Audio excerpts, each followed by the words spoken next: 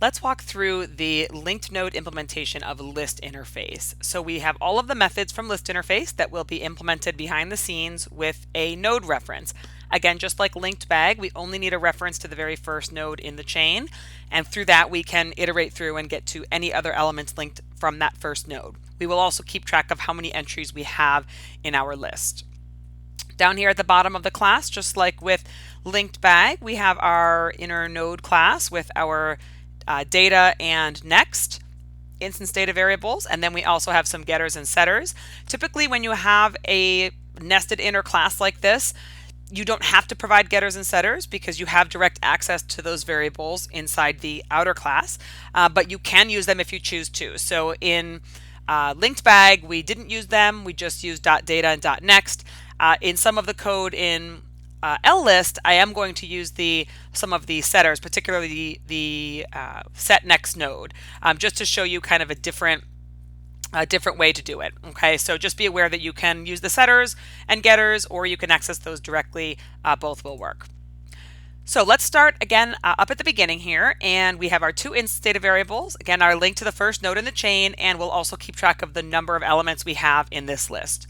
We have a constructor that calls another method called initialize data field. So if we go down here to the private method initialize data fields, we can see that all that method does is it initializes the first node in the chain to null, and it sets number of entries to 0. So that is what that private method does. The reason that that is in a private method is, jumping ahead a little bit here, there is also a clear method, and the clear method essentially does that same thing, right? It reinitializes first node to null and sets the counter back to 0. So since we're doing that 2 times, instead of having that code repeated, they put the code here in a private helper method and then invoked it both from the constructor and from clear.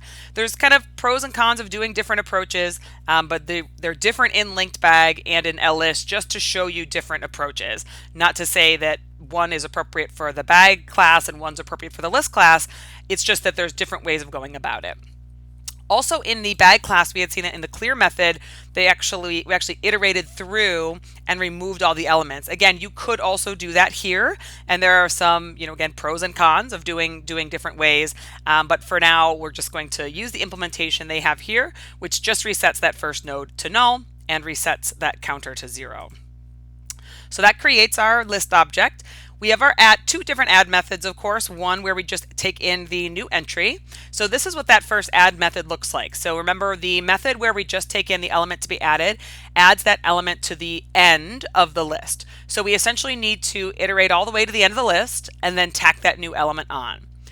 But we always need to be thinking about special cases like empty lists or singleton lists.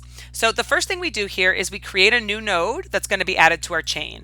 Again, this is a place where we need to keep in mind the difference between type T and type node. So T is the data that's actually in our list, integer, string, student, employee, whatever that class is. And node is the node. Remember, node holds both a reference to that data, type T, and also a reference to another node, the next in the chain. So when we're adding onto our chain, we need to create a node to hook onto the chain. And we do that by creating it with the new data that's being added. And then we have 2 cases. The first is if the list is empty. So if the list is empty, that means first node is just null. And so we're just going to say, okay, well now first node is going to refer to our new node. So that's the only node in the chain. First node points to it, and we're done. After the conditional, we'll just increment number of entries. If the chain is not empty, we need to find the last node in the chain. And if we could do that, if we knew what the last node was, all we would do is we would set that last node to the new node we just created. Note that this would be the same thing as saying last node.next equals new node. Those are equivalent statements. One uses the .next instance data variable and assigns it, and one uses the .setNext node. I will say that some people find the use of the setNext node more clear than this. We've gone over in some of the other videos about the distinctions between advancing to the next node versus setting the next node reference to a different node. And so maybe perhaps using the .setNext node method can kind of help with some of those confusions. So that's another reason that I left that in this class, so that you could see if that's more clear to you, you can definitely use that setup. So this is our add method. Again, if we do not have an empty list, we want to go all the way to the end and then add that new element onto the end and increment number of entries. So how can we get that last node? Well, we know we need to iterate through the chain. Now there might be more than one time where we're going to iterate through the chain, right? So we are going to use a private helper method to obtain the node at a particular position. So we call the method getNodeAt and we send in an integer. So let's look at the private helper method getNodeAt. So again, that method takes in an integer position and it returns a reference to a node. So this is actually getting a reference to the node. And you can see here that there is an assertion inside this method, and it's described as a precondition in the comments, that given position essentially is a valid number, that it's either it is both greater than or equal to 1 and less than or equal to number of entries. So this method will only work correctly if that's true. Now, do we know that's true when we invoke it here? We do, because if the chain is not empty, that means that number of entries is 1 or greater, and so that first part is true, it's 1 or greater, and it's obviously equal to number of entries, so that second part is true as well. So we want to make sure that we are only ever using this method, only ever invoking it when we have that, when that is the case, right? That number is a valid position. And the other thing we know is that then first node is also not equal to null. We know that because if given position is greater than or equal to 1, and if that position is less than or equal to number of entries, then number of entries has to at least be 1. If number of entries was 0, this precondition wouldn't be true. So as long as number of entries is not 0, we know that first node is not null, so we know that all of these things are true. So in order to find the node at this position, we are going to have a local current node reference to first node, and then we're just going to traverse that chain. So because we are traversing not to the end of the list, but just to a particular position, this time we're going to use a for loop. We usually use a while loop to traverse a node chain, but because again, we're not looping until we hit null, till we hit the end, we're looping only a certain number of times, and we know how many times in advance, given position, we'll use a for loop. So we start at 1, we will loop until less than given position, increment that counter each time, and all we do is for every pass through the list, we say we advance current. Current gets current.next, gets current.next, gets current.next. Okay, so for example, let's say we had our chain A, B, C, D, and we wanted the node at given position of 3. Okay, so we'd come in here and current would point here, counter would be 1. 1 is less than 3. Actually, before I do that, let's double check our assertion here. Is 1 less than or equal to given position? Yes. And is given position 3 less than or equal to number of entries, which is 4? Yes, so that's true. So now we come in here and we assign current node to first node. Counter is 1.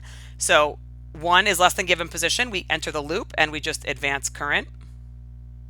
And now counter is 2. 2 is less than given position, so we enter the loop, advance current,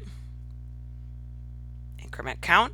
3 is not less than given position, so we're done. And now we have current points to the third node in the chain. It points to that node because we asked for position 3. Okay, so that is how that loop works. And then we just return a reference to that node. So again, this private helper method, all it does is it goes to that position in the chain and gives you back a node reference. Note again that it does not give you data. It just gives you the reference to the node. So let's go back up to where we use this, the add method, and we can see here that that's how we got the last node. The last node in the chain is going to be the node at position number of entries. If there's 4 elements in your list, the last one is going to be at position 4. Okay, so this is all, again, using one-based indexing because of how list interface works, and so that's why we send in number of entries. So that is how our add method works, the 1-parameter add method. There is also a 2-parameter add method. So in the 2-parameter add method, we are given a position to add into the list, and then we're giving the element to add. So this is the one where we're not just adding to the end, but we're adding into a particular position. Now we want to make sure that that position makes sense, right? We want to make sure that it's a valid position. So to do that, we can start off by saying, okay, in order to be a valid position, it has to be greater than or equal to 1, right? Because our list interface object is one index based. There is no 0 index, so it has to be greater than or equal to 1. And it also has to be less than or equal to number of entries plus 1. Because again, let's say you had a list of size 4, meaning number of entries is 4. It would be valid to try to add something at position 5. So a given position of 5 would be valid. So your position that's coming in can be anywhere in between 1 inclusive and number of entries plus 1 inclusive. If that's not the case, we're going to throw an exception saying that's an illegal position. I can't add that. So assuming we have passed our if check and we get in here with a valid position, what we need to do is we again need to find that position, and we now want to insert the new entry in that place. So first thing we have to do is again create a node, because we're only given a data point t and we need to create a node from it. So create our new node. We now have to think about all the different situations that might happen. We have to think about adding to an empty list, a singleton list, and a list with more than one element in it. So the way this breaks down is it breaks down by given position. Okay, so we have a first case 1 where given position is 1, and then we have an else, meaning that given position is greater than 1. We know that given position can't be less than 1 because we've passed that first conditional check. So if the given position is 1, that means what we're trying to do is add in the element at the beginning of the list. We want this new element to be first in line. So what we do is we take that new element and we point the next node to the current first node, and then we take first node and we make it the new node. So what that would look like is if we had, A, B, C, and A is our first node, and now we create a new node for D. What we're saying is D.next is first node, which is A, and then first node is now D. So now our chain first node points to D, which points to A, which points to B, which points to C. So we've added in at the beginning of the chain. So this case 1 is for adding first in the chain. Okay. And now case 2 is given position is greater than 1. We know if given position is greater than 1, we know that the list can't be empty, right? Because even if given position is 2, right? If that's a valid entry, then there has to be something there, right? Because what is number of entries for an empty list? It's 0.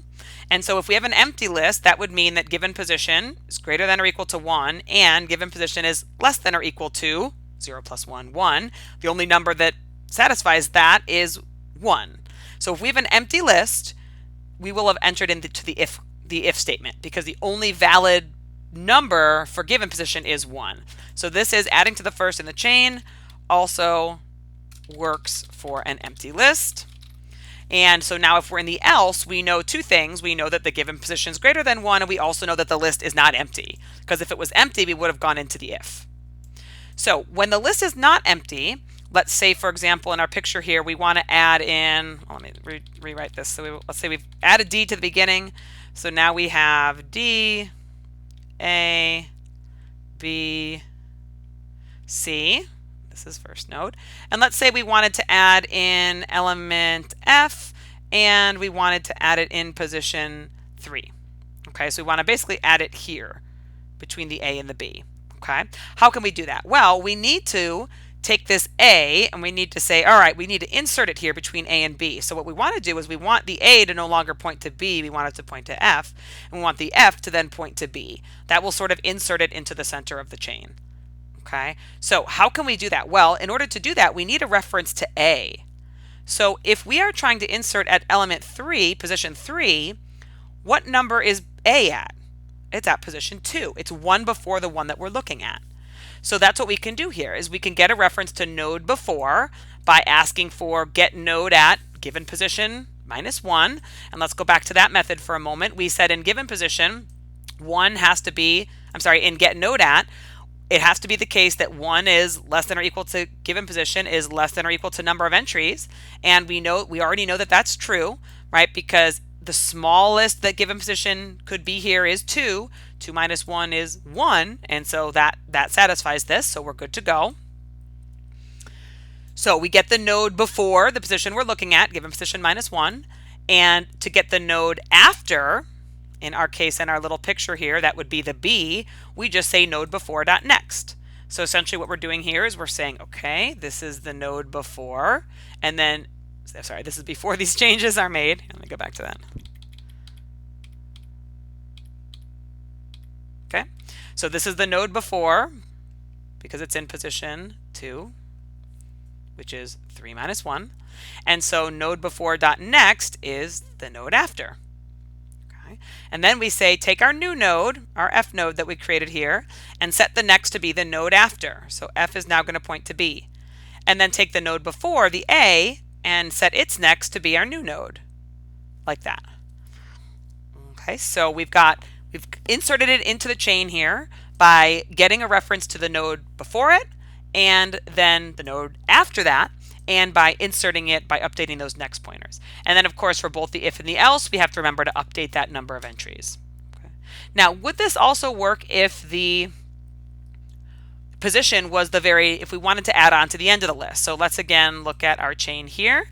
So let's just go back to, now let's say we've added that F, so we have D, A, F, B, C, which means number of entries is 5. So let's say we sent in, element X at position 6. Well, that is a valid given position. So we're going to go into our outer if, and then given position is not 1, so we're going to go into our else. We're going to get the node before, which is the node at 5, which is going to give us a reference to 1, 2, 3, 4, 5 to C. So this is going to be node before. And then what is node after going to be? Well, what is C dot next? It's just null. Okay, so node after is null. And then we're taking our new node and we're setting the next to be node after. So we're setting the next to be null, which actually it is already anyways. And then we're taking our node before and we're setting its next to be X. So even if we're adding on to the end of the chain, that works. And even though we have a null value for node after, you'll notice we never say node after dot anything. So we're not going to get a crash with a null because we're never accessing node after dot. We're just taking that null, and all we do with it is we assign it to be somebody's next, and that's okay to do with a null. That's actually what a node initially has for next when we create it. So that is our add method. Some of you might be wondering why we didn't just call get node at with given position to get the node after rather than doing this node before dot next. Well, let's remember how get node at works. It's a loop, right? It iterates down the chain. So whatever value you send in, it has a loop. It goes all the way through the chain to that position. And also remember, like we talked about in linked bag, that to make efficient linked node related code, you want to minimize the number of times you're looping through that chain.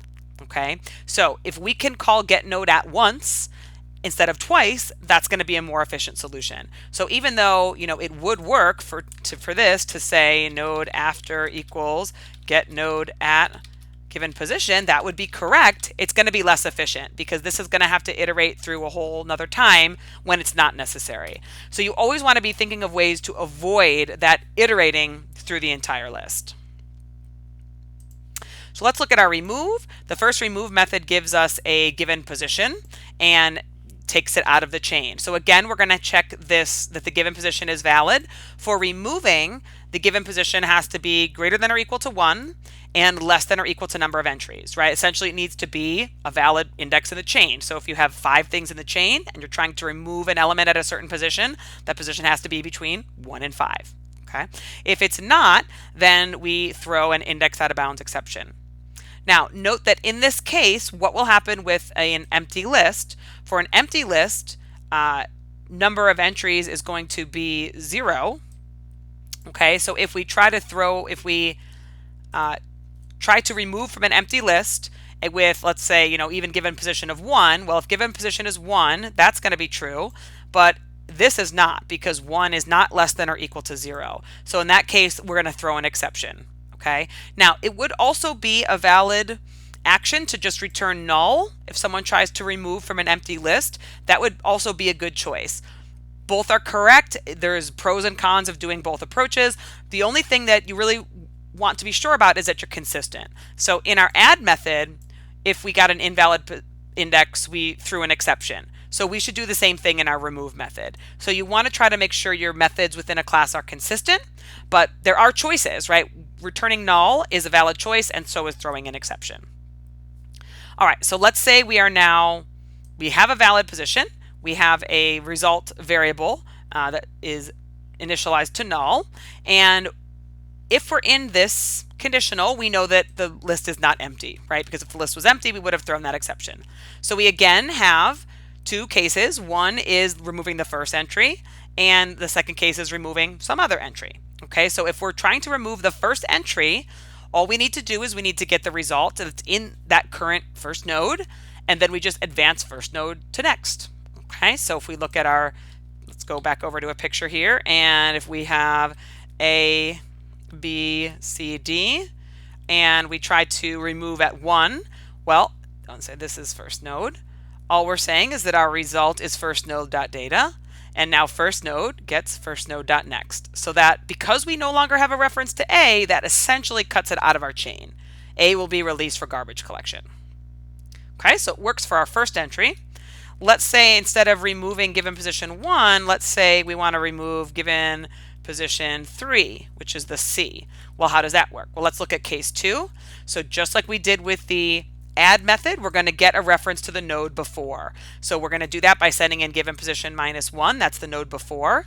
That means the node we want to remove is node before.next. Okay, so going back to our picture here, the node before would be the node at given position 2, 3 minus 1. So that's here. And the node to remove is node before.next, which is C. That's what we said we wanted to remove, the element at position 3, 1, 2, 3. So what we do now is we store our data, so the result gets node to remove.data, and then we create another new node, node after. This is going to be the new after node, gets node to remove.next, which is D, and then to cut this out of the chain, we just say, okay, node before is going to have a new next value, and it's going to point to that node after. And because there's no reference to this, it essentially is just released for garbage collection. So again, by getting a reference to the node before the one we have to delete, by iterating to that, we can use that to get the node we want to delete and to also get the next node that's after that, which is going to be kind of linked up to the previous node. Okay. Will this work if we tried to delete the last element in the chain? So if we had sent in given position of 4 instead of 3, meaning we wanted to delete the D, well, in that case, the node before would have been C. Node to remove is D. The result is node to remove.data, which is D. Node after is node to remove.next, which is null. Okay. And what we're doing is we're just setting node before.next to null. So yep, that's valid. Again, we are not ever saying node after dot anything, so we're fine with avoiding a null pointer exception.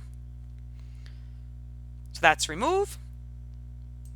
For replace, if we are given a position and an entry that we want to replace the data that's already there, we again want to check to make sure that that index is valid. Okay, so we, greater than or equal to 1 or less than or equal to number of entries. And then what we want to do is we want to get a reference to the node that we're trying to replace the data for, and we do that with that get node at, sending in the position. We get a copy of the original data that was there. We replace that data with our new entry, and then we return that data that we took out. So once you understand this get node at, you can use it for a lot of the stuff you need to do. Okay, a lot of these methods rely on that. For get entry, pretty easy. Now that we have a get node at, we just get the node at that position and we return .data. Again, for get entry, we want to return a data type T, and get node at gives us a data type node, so we need to say .data to get the data out. And again, we have that same check for the index. It's got to be greater than or equal to 1 and less than or equal to number of entries. For the contains method, we have a loop here where we want to find out if a chain contains a particular entry. So we start out by assuming that it doesn't, and we get a node reference to that very first node in the chain, and then we just keep on looping as long as the element is not found and the current node is not null. If then we get the data from the current node with current node.data and we compare it to our entry. If they're equal, then that's true. We have found what we're looking for. And if they're not equal, we'll keep looking. We'll advance current to next. Okay, so this loop is either going to fail when we find what we want, meaning found will be true, so this part will exit the loop, or we reach the end of the chain, meaning current node has advanced to null, and so this part will have us exit the loop. And then we just return whatever we found. Will this work with an empty list? So if we have an empty list, first node is null, that means current node is null. That means we'll just skip the while loop entirely because the second condition fails, and we'll just return false. So that works for an empty chain as well. We already took a look at clear. Get length is pretty straightforward, just number of entries. Is empty, we just return whether number of entries is 0. We could also return whether get length is 0. We could also return whether first node is null. Okay, so all of these different things, all of these different ways to check, and then we just return that result. Now this method could be written in a single line, right? We could just say, return first node is null. It could be rewritten just like that, or return number of entries equals 0 would also be a way to write that method in a single line, but they just chose to kind of separate it out a little to just show you the different ways that it could be done. And then finally we have our toArray, which creates an array of type T and loops through our chain starting with index 0 and going less than number of entries. You could also start at index 1 and going less than or equal to number of entries. The idea here is you just need to loop over the entire chain. And so we start with a current node pointing to first node, and as long as index is less than number of entries and current node is less than or equal to null, we take the current data, the data at the current node, and we put it in our array, and then we advance current node and we advance index. Okay. Now note that you actually don't need both of these. You could leave off this current node not equal to null, because if index is less than number of entries, we know that to be true anyways, so this is kind of not needed, but it's okay to put it there as a kind of a good visual check again that we're kind of looking at two things here, right? We're moving through the array, which is why we need the index, but then we're also moving through the chain, which is why we need current node. So that is the LList class, the implementation of our list interface using linked nodes. And you'll see, as a reminder here, one of the kind of workhorse methods here is this private get node at that's used in a lot of the other methods. So you want to make sure you understand how that one works, and also be careful if you invoke it yourself when writing code, because you want to always make sure that this precondition is true. You never want to pass an invalid index into get node at, because that will crash the code. So you want to always make sure that that precondition is true.